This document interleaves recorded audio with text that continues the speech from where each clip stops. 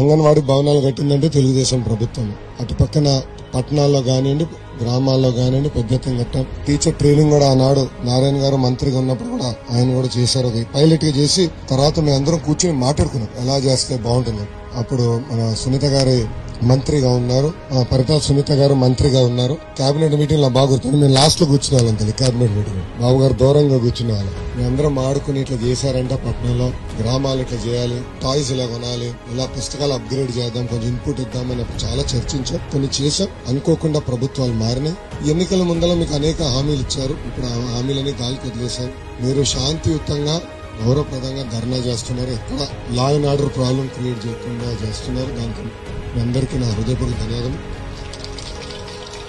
శాంతియుతంగా పోరాడాలి తల్లి.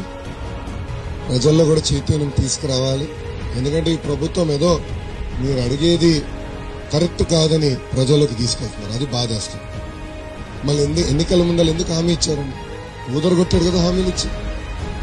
2014 బాబు గారు హామీ ఇవ్వలేదు జీతాలు పెంచుతారని, కానీ చేశారు. కారణం ఏంటండి? ధరలు పెరిగినాయి. మీరు కూడా ఇల్లు వదులుకుని బిడ్డలు వదులుకుని మీరు పనిచేస్తున్నారు. మిమ్మల్ని ఆదుకోవాలని ఆనాడు చేశారు. ఆనాడు పక్క రాష్ట్రాలకు ఈక్వల్ గా ఉండేది మన వేతనం. 2 సార్లు పెంచారు.